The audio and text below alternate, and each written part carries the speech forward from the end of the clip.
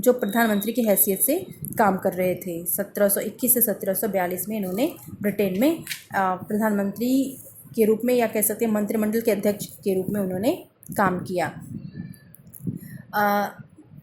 जो वॉलपोल थे, जब उन्होंने देखा कि कॉमन सभा में बहुमत उनके विरुद्ध हो गया है, बहुमत जो है वो उनके कार्यों को पसंद नहीं कर रही है, वो उनके कार्यों के अगेंस्ट हो गई है, तब उन्होंने त्यागपत्र दे दिया अपने पद से।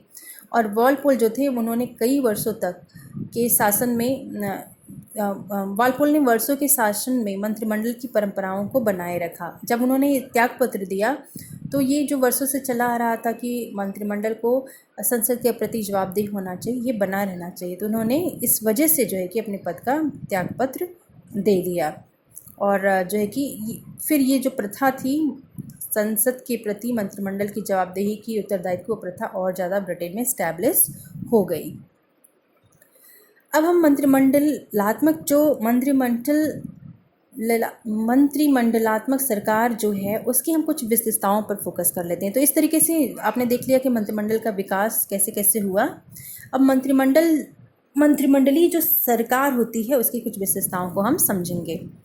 ब्रिटिश मंत्रिमंडल को किसी ने प्रिवी काउंसिल की और किसी ने जो है कि संसद की कार्यकारिणी समिति के रूप में बताया है। कुछ लोग कहते हैं कि ये प्रिवी काउंसिल है संसद मंत्रिमंडल की, और कुछ लोग कहते हैं संसद की कार्यकारिणी है।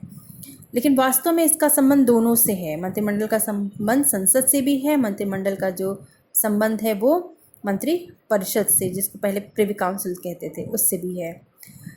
तो मंत्रिमंडल का अपना इंडिपेंडेंट अस्तित्व है जो संसद के ऊपर निर्भर तो करता है लेकिन संसद को नियंत्रित भी करता है। तो एक विद्वान है हरमन फाइनर, उन्होंने कहा था कि मंत्रिमंडल क्या है? मंत्रिमंडल संसद के बहुमत दल के नेताओं की एक छोटी सी संस्था है जो उस समय तक और उसी हद तक अपने पद पर रहती है जब तक और जहां तक संसद की अनुमति हो। तो इस प्रकार से मंत्रिमंडलात्मक जो सरकार है उसकी विशेषताएं निम्नलिखित हैं। इनकी परिभाषाओं में भी विशेषताएं दिखती है कि एक छोटी संस्था है, संसद से निकली हुई एक छोटी सी संस्था है, और जो भी वो काम करती है संसद की अनुमति से करती है, उसके बिना नहीं कर सकती है, उसकी संसद के प्रति जवाबदेही होती है। तो जो मंत्रिमंडलात्मक सरकार है, व्यवस्था है, गवर्नमेंट है, उसका जो पहली विशेषता है राजा का मंत्रिमंडल से अलग होना। अब क्या हुआ कि राजा मंत्रिमंडल दोनों अलग अलग हो गए, अलग अलग संस्था के रूप में स्थापित हो गए ब्रिटेन में। तो मंत्रिमंडलात्मक सरकार में राजा सिर्फ राज्य और राष्ट्र का प्रधान होता है। मतलब कि राजा क्या होगा? राष्ट्र का प्रधान होगा, राज्य का प्रधान होगा। लेकिन सरकार की जो बागडोर है वो किसके हाथ में होगी? मंत्रिमंडल के हाथ में होगी, उसके अध्यक्ष प्रधानमंत्री के हाथ में होगी। तो इस तरीके से राजा मंत्रिमंडल से अलग हो जाता है। मंत्रिमंडल अपने आप में एक संस्था है और जिसका अध्यक्ष प्रधानमंत्री है, और वो जो है कि कार्यपालिका संबंधी कार्यों को करता है। वास्तविक रूप में वो कार्यपालिका का अध्यक्ष है। इस तरीके से आप इसको समझ सकते हैं। दूसरा, मंत्रियों का संसद के प्रति उत्तरदायी होना। प्रारंभ में जो मंत्री होते थे राजा के निजी सलाहकार होते थे और राजा के प्रति ही उत्तरदायी होते थे। लेकिन जब धीरे धीरे मंत्रिमंडल का विकास होने लगा तो वे संसद से अब क्या था कि इसके पहले क्या होता था कि जो निजी सलाहकार होते थे राजा के, जो मंत्री होते थे, वे संसद से स्वतंत्र होते थे। तो इसमें क्या होता था कि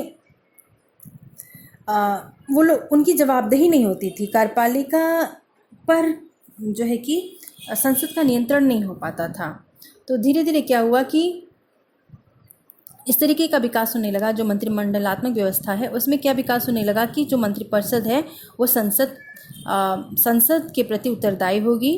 अब मंत्रिपरिषद कैसे बनेगा? संसद के बहुमत दल के जो भी संसद में बहुमत दल है उनमें से कुछ व्यक्ति, जो इम्पोर्टेंट व्यक्ति हैं, वो मिलकर मंत्रिपरिषद का निर्माण करेंगे, वही शासन करेंगे, और तब तक शासन करेंगे जब तक संसद का विश्वास प्राप्त हो, सहयोग प्राप्त हो।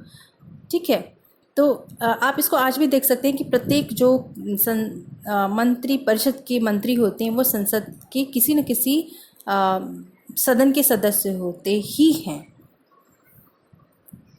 तो अब क्या हुआ कि उत्तरदायित्व के सिद्धांत का विकास होता है। जब मंत्रियों का संसद के प्रति उत्तरदायी होना ये जो विकसित होने लगा वहाँ पे, उसमें जो है कि दो तरीके का उत्तरदायित्व आप देखेंगे।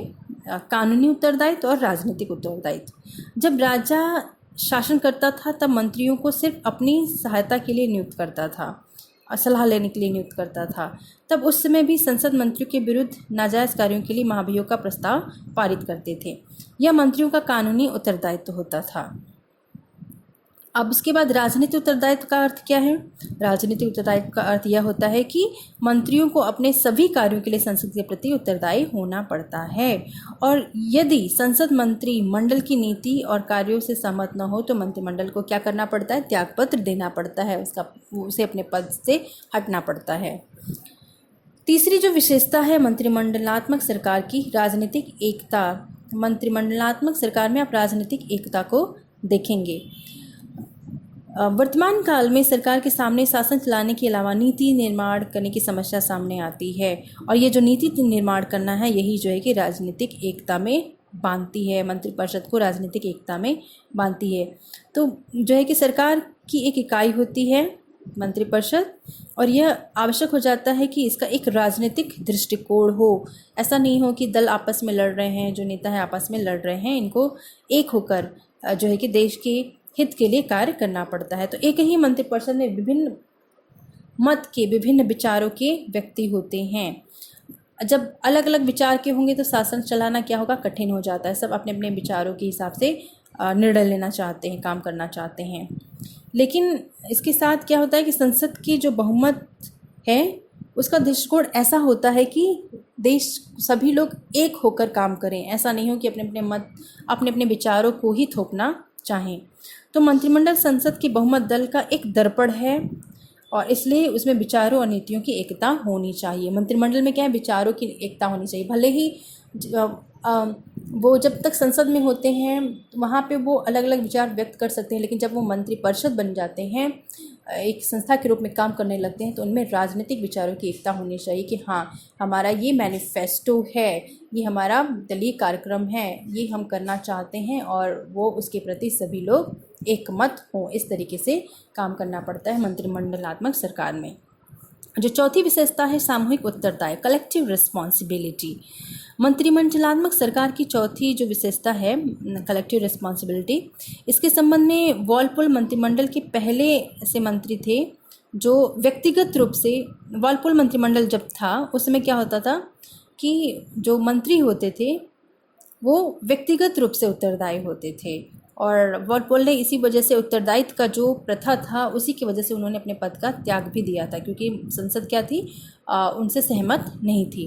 तो 18वीं शताब्दी में सामूहिक उत्तरदायित्व का विकास होता है ब्रिटेन में, लेकिन यह बहुत कमज़ोर था क्योंकि अच्छे ढंग से संगठित राजनीतिक दलों के अभाव में सामूहिक उत्तरदायित्व की प्रथा जो थी ब्रिटेन में व्यवहारिक रूप से सुदृढ़ नहीं हुई थी, मजबूत नहीं हुई थी। आज क्या होता है कि एक मंत्री अपने विभाग के लिए व्यक्तिगत रूप से और मंत्रिमंडल के कार्यों के लिए सामूहिक रूप से उत्तरदायी होता है। मतलब कि हर मंत्री को एक विभाग दिया जाता है, तो वो व्यक्तिगत रूप से अपने विभाग की तरफ से संसद के लिए उत्तरदायी होता है, संसद के प्रति उत्तरदायी होता है, लेकिन मंत्रिमंडल के कार्यों के लिए वो सामूहिक रूप से उत्तरदायी होगा। जब मंत्रिमंडल का कार्य करता है तो वो मंत्रिमंडल की तरफ से सामूहिक रूप से उत्तरदायित्व होता है, लेकिन जब वो एक विभाग के मंत्री के रूप में काम करता है तो वो व्यक्तिगत रूप से उत्तरदायी होता है। पांचवी जो विशेषता है मंत्रिमंडलात्मक सरकार की, प्रधानमंत्री का नेतृत्व। मंत्रिमंडलात्मक शासन व्यवस्था में प्रधानमंत्री का जो नेतृत्व होता है बहुत इम्पॉर्टेंट होता है, बहुत ही आकर्षक होता है, और जो है कि मंत्रिमंडलात्मक सरकार की विशेषता ये है कि जो उसका अध्यक्ष होगा वो प्रधानमंत्री होगा, और जो अध्यक्ष होगा प्रधानमंत्री होगा वो बहुत ही शक्तिशाली होगा, कार्यपालिका का अध्यक्ष होगा, संसद के प्रति उसकी जवाबदेही भी होगी। मंत्रिमंडल का वो अध्यक्ष है, और मंत्रिमंडल का अध्यक्ष होने के कारण उसकी व्यक्तिगत रिस्पॉन्सिबिलिटी के साथ साथ कलेक्टिव रिस्पॉन्सिबिलिटी भी उसकी संसद के प्रति होती है। तो बिना एक अध्यक्ष के मंत्रिमंडल में एकता लाना असंभव है। तो ये जो प्रधानमंत्री का पद है वही जो है कि एकता स्थापित करता है मंत्रिमंडल में। प्रधानमंत्री मंत्रिमंडल के सामूहिक उत्तरदायित्व और संगठन का प्रतीक भी है। जिस प्रकार राजा राज्य का प्रधान होता है देश में, उसी प्रकार से प्रधानमंत्री सरकार का प्रधान और निर्माता होता है। तो ये मंत्रिमंडल सरकार की विशेषताएं थी। अगले ऑडियो में मैं आपको मंत्रिपरिषद का निर्माण